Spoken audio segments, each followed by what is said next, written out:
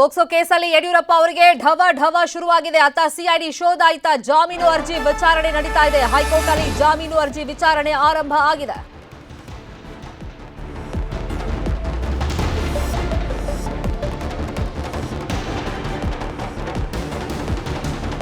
High court ಅಲ್ಲಿ ನಿರೀಕ್ಷಣಾ ಜಾಮೀನು ಅರ್ಜಿ ವಿಚಾರಣೆಯನ್ನು ನಡೆಸಲಾಗ್ತಾ ಇದೆ. ಬಿಎಸ್ವೈ ಪರ ಹಿರಿಯ ವಕೀಲ ಸಿವಿ ನಾಗೇಶ್ ವಾದ ಮಂಡನೆಯನ್ನ ಮಾಡಿದ್ದಾರೆ. ಸರ್ಕಾರದ ಪರವಾಗಿ ಎಜಿ ಶಶಿಕಿರಣ್ ಶೆಟ್ಟಿ ಹಾಜರಾಗಿದ್ದಾರೆ.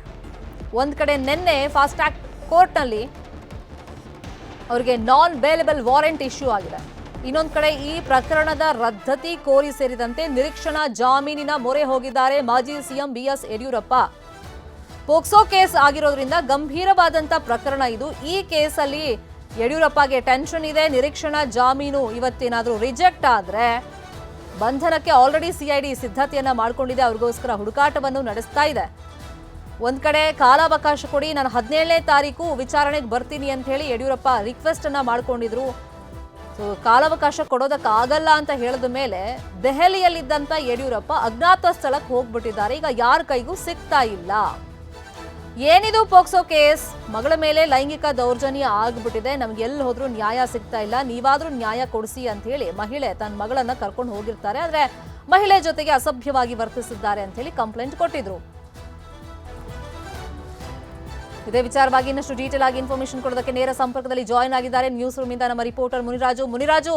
ಪೋಕ್ಸೋ ಕೇಸಲ್ಲಿ ಹಂಗ್ ನೋಡಕ್ ಹೋದ್ರೆ ಇಷ್ಟು ದಿನಗಳ ಕಾಲ ವಿಚಾರಣೆಯನ್ನ ನಡೆಸದೆ ಅವರನ್ನ ಬಂಧಿಸದೆ ಇರೋದೇ ಜಾಸ್ತಿ. ಇದೀ ರಾಜಕೀಯದ ಮೇಲಾಟ ಇರಬಹುದು, ಚುನಾವಣೆ ಸಂದರ್ಭದಲ್ಲಿ ತಮಗೆ ಎಫೆಕ್ಟ್ ಆಗಬಹುದು ಅಂತ ಕಾಂಗ್ರೆಸ್ ಸರ್ಕಾರ ಕೈ ಹಾಕಿಲ್ಲ ಈ ಕೇಸ್ಗೆ ಅಂತ ಹೇಳಲಾಗ್ತಿತ್ತು. ಈಗ ಇಮಿಡಿಯೇಟ್ ಆಗಿ ಈ ಕೇಸ್ಗೆ ಕೈ ಹಾಕೋದಕ್ಕೆ ಏನ್ ಕಾರಣ ಆಯ್ತು? ರಾಜಕೀಯನೂ ಇದರಲ್ಲಿ ಇದೆಯಾ ಅಂತ? ಮತ್ತೆ ಈ ಪೋಕ್ಸೋ ಕೇಸ್ ಆಗಿರೋದ್ರಿಂದ ನಿರೀಕ್ಷಣಾ ಜಾಮೀನು ಸಿಗುವಂತ ಚಾನ್ಸಸ್ ಎಷ್ಟು ಮಟ್ಟಿಗಿರುತ್ತೆ? ಶರ್ಮಿತಾ, ಏನು ಯಡಿಯೂರಪ್ಪ ವಿರುದ್ಧ ಒಂದು ಪೋಕ್ಸೋ ಕೇಸ್ ಏನು ದಾಖಲಾಗಿದೆ, ಆ ಒಂದು ಕೇಸ್ಗೆ ಸಂಬಂಧಪಟ್ಟಂತೆ ಈಗ ಯಡಿಯೂರಪ್ಪನವರೊಂದು ನಿರೀಕ್ಷಣಾ ಜಾಮೀನು ಅರ್ಜಿಯನ್ನು ಕೂಡ ಈಗ ಹೈಕೋರ್ಟ್ನಲ್ಲಿ ಸಲ್ಲಿಕೆ ಮಾಡಿದರೆ ಈಗ ಈ ಒಂದು ಅರ್ಜಿಯ ವಿಚಾರಣೆ ಕೂಡ ಈಗ ಹೈಕೋರ್ಟ್ನಲ್ಲಿ ಆರಂಭವಾಗಿದ್ದು ಏನು ಯಡಿಯೂರಪ್ಪ ಪರವಾಗಿ ಸಿವಿ ನಾಗೇಶ್ ಅವರು ಈಗ ಒಂದು ವಾದವನ್ನು ಕೂಡ ಮಾಡ್ತಾ ಇರೋದು. ಏನು ಈ ಒಂದು ಕೇಸ್ ಮಾರ್ಚ್ 14ನೇ ತಾರೀಕು ರಿಜಿಸ್ಟರ್ ಆಗಿತ್ತು. ಸುಮಾರು 3 ತಿಂಗಳಿಂದ ಈ ಒಂದು ಪ್ರಕರಣದ ಬಗ್ಗೆ ತನಿಖೆಯನ್ನು ಕೂಡ ಸಿಐಡಿ ಅಧಿಕಾರಿಗಳು ಮಾಡ್ತಾ ಇದ್ದಾರೆ. ಮತ್ತೆ ಈಗಾಗಲೇ ಒಂದು ಬಾರಿ ಯಡಿಯೂರಪ್ಪನವರು ಸ್ಟೇಟ್ಮೆಂಟ್ ಅನ್ನು ಕೂಡ ಅಲ್ಲಿ ರೆಕಾರ್ಡ್ ಮಾಡಿಸಿರೋದು.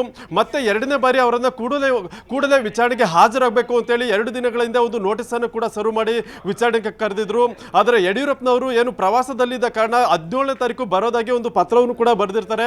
ನಂತರ ಈ ಒಂದು ಪ್ರಕರಣದಲ್ಲಿ ಏನು ಸಂತ್ರಸ್ತ ಏನು ದೂರುದಾರ ಏನಿದ್ದಾರೆ, ದೂರುದಾರ ಅಣ್ಣ ಒಂದು ಹೈಕೋರ್ಟ್ನಲ್ಲಿ ಒಂದು ರಿಟ್ ಅನ್ನ ಸಲ್ಲಿಕೆ ಮಾಡ್ತಾರೆ.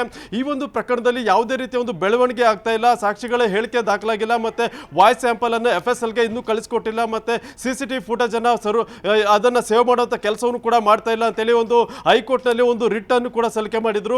ಈ ಒಂದು ರಿಟ್ ಅರ್ಜಿ ಸಲ್ಲಿಕೆ ಆದ ಬಳಿಕ ಈಗ ಸಿಐಡಿ ಅಧಿಕಾರಿಗಳು ಮತ್ತೆ ಅದನ್ನ ಏನು ತನಿಖೆಯನ್ನ ಮತ್ತಷ್ಟು ಚುರುಕುಗೊಳಿಸೋದಕ್ಕೂ ಕೂಡ ಮುಂದಾಗಿದ್ದಾರೆ.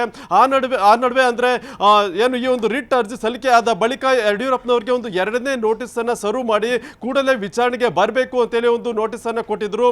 ಇದೀಗ ಈ ಒಂದು ಪ್ರಕರಣಕ್ಕೆ ಸಂಬಂಧಪಟ್ಟಂತೆ ನಿನ್ನೆ ಏನು ಅರೆಸ್ಟ್ ವಾರೆಂಟ್ ಅನ್ನು ಕೂಡ ಈಗಾಗಲೇ ಕೋರ್ಟ್ ನಿಂದ ಪಡ್ಕೊಂಡು ಬಂದಿದ್ದು. ಯಡಿಯೂರಪ್ಪನವರು ಎಲ್ಲಿದ್ದಾರೆ ಮತ್ತೆ ಅವರನ್ನ ಬಂಧನ ಮಾಡಬೇಕು ಅಂತೇಳಿ ಈಗ ಹುಡುಕಾಟವನ್ನು ಕೂಡ ಮಾಡ್ತಾ ಇದ್ದಾರೆ. ಈಗ ಇವತ್ತು ಈ ಒಂದು ಪ್ರಕರಣಕ್ಕೆ ಸಂಬಂಧಪಟ್ಟಂತೆ ಯಡಿಯೂರಪ್ಪನವರು ಸಲ್ಲಿಕೆ ಮಾಡಿರುವಂತಹ ನಿರೀಕ್ಷಣಾ ಅರ್ಜಿ ಜಾಮೀನು ಅರ್ಜಿ ವಿಚಾರಣೆ ಕೂಡ ಈಗ ನಡೀತಾ ಇದೆ. ಹೈಕೋರ್ಟ್ ನಲ್ಲಿ ಇವತ್ತು ಅರ್ಜಿ ವಿಚಾರಣೆ ನಡೆದು ಅಲ್ಲಿ ಯಾವ ರೀತಿ ಒಂದು ಬೆಳವಣಿಗೆ ಆಗುತ್ತೆ, ಮತ್ತೆ ಯಡಿಯೂರಪ್ಪನವರಿಗೆ ರಿಲೀಫ್ ಸಿಗುತ್ತಾ ಅಥವಾ ಅವ್ರಿಗೆ ಏನಾದ್ರು ಕಂಟಕ ಎದುರಾಗುತ್ತಾ ಅನ್ನೋದು ಇನ್ನು ಕೆಲವೇ ಕ್ಷಣಗಳಲ್ಲಿ ಗೊತ್ತಾಗುತ್ತೆ. ಶರ್ಮಿತಾ, ಮುನಿರಾಜು, ಈ ಪ್ರಕರಣದಲ್ಲಿ ನಾವು ನೋಡ್ತಾ ಹೋಗೋದಾದ್ರೆ ನಿನ್ನೆ ನಾನ್ ಬೇಲೆಬಲ್ ವಾರೆಂಟ್ ಇಶ್ಯೂ ಆಗಿದೆ. ಈ ಹಂತದಲ್ಲಿ ನಿರೀಕ್ಷಣಾ ಜಾಮೀನು ಮಂಜೂರಾಗುವಂತ ಸಾಧ್ಯತೆಗಳು ಇರುತ್ತಾ ಕಾನೂನಾತ್ಮಕವಾಗಿ ನೋಡೋದಾದ್ರೆ? ಇನ್ನೊಂದು ಕಡೆ ಈಗ ವಿಚಾರಣೆ ಹಂತದಲ್ಲಿದೆ, ಇನ್ನೂ ಕೂಡ ರಿಪೋರ್ಟ್ ಹಾಕಿಲ್ಲ ಪೊಲೀಸರು. ಈ ಟೈಮ್ನಲ್ಲಿ ಪ್ರಕರಣ ರದ್ದತಿ ಕೋರಿ ಕೇಳ್ತಾ ಇದ್ದಾರಲ್ಲ, ಇದಕ್ಕೆ ಅವಕಾಶ ಇರುತ್ತಾ ಕಾನೂನಲ್ಲಿ? ಶರ್ಮಿತಾ, ಈಗ ಈ ಒಂದು ಪ್ರಕರಣಕ್ಕೆ ಸಂಬಂಧಪಟ್ಟಂತೆ ಏನು ರಾಜ್ಯ ಸರ್ಕಾರ SPP ಆಗಿ ಅಶೋಕ್ ನಾಯಕ್ ಅವರನ್ನ ನೇಮಕ ಮಾಡಿದೆ. ಅವರು ಈ ಒಂದು ಪ್ರಕರಣಕ್ಕೆ ಸಂಬಂಧಪಟ್ಟಂತೆ ಹೈಕೋರ್ಟ್ನಲ್ಲಿ ಒಂದು ವಾದವನ್ನು ಮಾಡ್ತಾರೆ. ನಿನ್ನೆ ಕೂಡ ಅವರು ಕೆಲವು ಅಂಶಗಳನ್ನ ವಾರೆಂಟ್ ಪಡೆಯಬೇಕಾದ್ರೆ ಒಂದು ಕೆಲವು ಅಂಶಗಳನ್ನ ನ್ಯಾಯಾಲಯದ ಮುಂದೆ ಒಂದು ಮನವರಿಕೆಯನ್ನು ಮಾಡಿಕೊಟ್ಟಿದ್ರು. ಏನು ಈ ಒಂದು ಪ್ರಕರಣದಲ್ಲಿ ಯಡಿಯೂರಪ್ಪನವರು ಕೃತ್ಯ ಎಸಗಿದ ನಂತರ ಅವರಿಗೆ ಹಣದ ಆಮಿಷವನ್ನು ಒಡ್ಡಿದ್ದಾರೆ. ಮತ್ತೆ ಯಡಿಯೂರಪ್ಪನವರು ಮಾಜಿ ಮುಖ್ಯಮಂತ್ರಿ ಆಗಿದ್ದಾರೆ, ಮತ್ತೆ ಒಬ್ಬ ಮಗ ಒಂದು ಏನು MP ಆಗಿದ್ದಾರೆ, ಮತ್ತೊಬ್ಬ ಮಗ MLA ಆಗಿದ್ದು ಅವರು ಈ ಒಂದು ಸಾಕ್ಷಿಗಳ ಮೇಲೆ ಒಂದು ಪ್ರಭಾವ ಬೀರುವಂತ ಸಾಧ್ಯತೆಗಳು ಕೂಡ ಹೆಚ್ಚಾಗಿದೆ. ಅದರಿಂದ ಅವರನ್ನ ಒಂದು ಬಂಧಿಸಿ ಒಂದು ವಿಚಾರಣೆ ಮಾಡಬೇಕಾಗಿದೆ. ಅದರಿಂದ ವಾರೆಂಟ್ ಅನ್ನು ಕೊಡಬೇಕು ಅಂತೇಳಿ ಒಂದು ವಾದವನ್ನು ಮಾಡಿದ್ರು.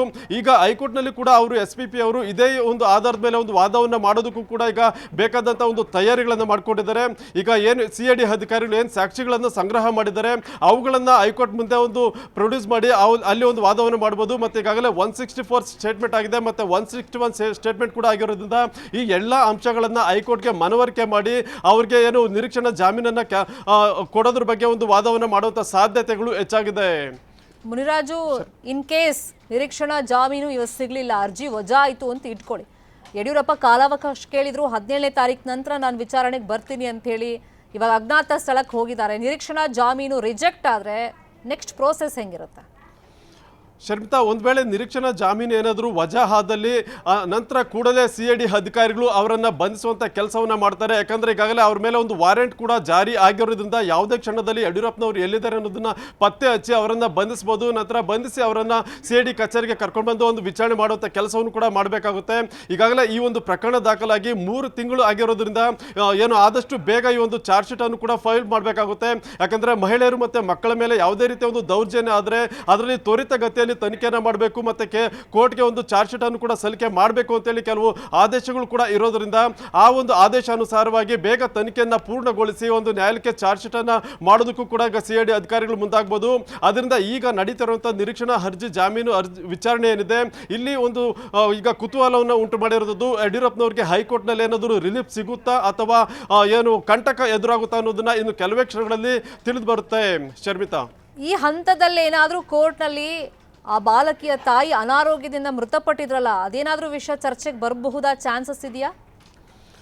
ಶರ್ಮಿತಾ, ಇದರಲ್ಲಿ ಏನಾದರೂ CID ಅಧಿಕಾರಿಗಳು ತನಿಖೆ ಮಾಡಿ ಅವರ ಸಾವಿಗೆ ಏನಾದರೂ ಕಾರಣಗಳು ಇದೆಯಾ ಅನ್ನೋದನ್ನ ಪತ್ತೆ ಮಾಡಿದ್ರೆ ಮತ್ತೆ ಪೋಸ್ಟ್ ಮಾರ್ಟಮ್ ರಿಪೋರ್ಟ್ ಏನಾದರೂ CID ಅಧಿಕಾರಿಗಳ ಕೈ ಸೇರಿದ್ದು ಅದರಲ್ಲಿ ಏನಾದರೂ ಅನುಮಾನಾಸ್ಪದ ರೀತಿಯಲ್ಲಿ ಸಾವನ್ನಪ್ಪಿರುವಂಥದ್ದು ಏನಾದರೂ ಕಂಡು ಬಂದಲ್ಲಿ ಅದನ್ನ ಒಂದು ಕೋರ್ಟ್ಗೆ ಮನವರಿಕೆ ಮಾಡುವಂಥ ಕೆಲಸವನ್ನ ಮಾಡ್ಬೋದು. ಆದರೆ ಈಗ CID ಅಧಿಕಾರಿಗಳು ಅದ್ರ ಬಗ್ಗೆ ಏನಾದರೂ ಎವಿಡೆನ್ಸ್ ಏನಾದರೂ ಕಲೆಕ್ಟ್ ಮಾಡ್ಕೊಂಡಿದ್ದಾರೆ ಅಥವಾ ಏನಾದರೂ ದಾಖಲೆಗಳನ್ನು ಪಡ್ಕೊಂಡಿದ್ದಾರೆ ಅನ್ನೋದ್ರ ಮೇಲೆ ಮುಖ್ಯ ಆಗುತ್ತೆ.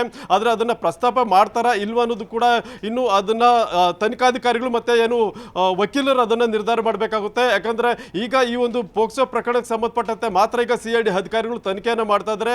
ಮತ್ತೆ ಸಂತ್ರಸ್ತೆಗೆ ಯಾವ ರೀತಿ ಅನ್ಯಾಯ ಆಗಿದೆ ಮತ್ತೆ ಏನು ದೌರ್ಜನ್ಯ ಆಗಿದೆ ಅದನ್ನ ಮನವರಿಕೆ ಮಾಡುವಂಥದ್ದು ಮತ್ತೆ ಅದಕ್ಕೆ ಸಂಬಂಧಪಟ್ಟಂತ ಸಾಕ್ಷಿಗಳು ಏನೇನು ಕಲೆಕ್ಟ್ ಮಾಡಿದ್ದಾರೆ ಅದನ್ನ ಕೋರ್ಟ್ಗೆ ಮನವರಿಕೆ ಮಾಡಿ ಅದನ್ನ ಕೋರ್ಟ್ ಮುಂದೆ ಹಾಜರುಪಡಿಸುವಂತ ಕೆಲಸವನ್ನು ಕೂಡ ಈಗ CID ಅಧಿಕಾರಿಗಳು ಮಾಡುವಂಥದ್ದು. ಈಗ ಅದಕ್ಕೆ ಬೇಕಾದಂತ ಎಲ್ಲ ಒಂದು ಸ್ಟೇಟ್ಮೆಂಟ್ ಕಾಪಿಗಳಿರ್ಬೋದು, ಮತ್ತೆ ಎವಿಡೆನ್ಸ್ ಇರ್ಬೋದು, ಮತ್ತೆ ವಿಡಿಯೋ ಇರ್ಬೋದು, ಮತ್ತೆ CCTVಗಳು ಏನಾದರೂ ಕಲೆಕ್ಟ್ ಮಾಡಿದ್ರೆ ಅದನ್ನು ಕೂಡ ಕೋರ್ಟ್ಗೆ ಒಂದು ಸಲ್ಲಿಕೆ ಮಾಡಿ ಅಲ್ಲಿ ಒಂದು ತಮ್ಮ ವಾದವನ್ನ ಮಂಡಿಸಬಹುದು. ಶರ್ಮಿತಾ, ಕನ್ನಡಿಗರ ಮೆಚ್ಚಿನ ನಿಮ್ಮ ನ್ಯೂಸ್ 18 ಕನ್ನಡ ಈಗ ವಾಟ್ಸ್ಆಪ್ ನಲ್ಲಿಯೂ ಲಭ್ಯ. ಕರ್ನಾಟಕ ಮತ್ತು ದೇಶ ವಿದೇಶದ 360 ಡಿಗ್ರಿ ಸುದ್ದಿ ವಿವರವನ್ನ ನೀವು ನಿಮ್ಮ ಕೈ ಬೆರಳುಗಳಲ್ಲಿಯೇ ಪಡೆಯೋದಿಕ್ಕೆ ಈ QR ಕೋಡ್ ಅನ್ನ ಸ್ಕ್ಯಾನ್ ಮಾಡಿ. ನಮ್ಮ ಚಾನೆಲ್ ಅನ್ನ ಫಾಲೋ ಮಾಡಿ, ನೋಟಿಫಿಕೇಶನ್ ಆನ್ ಮಾಡಿ.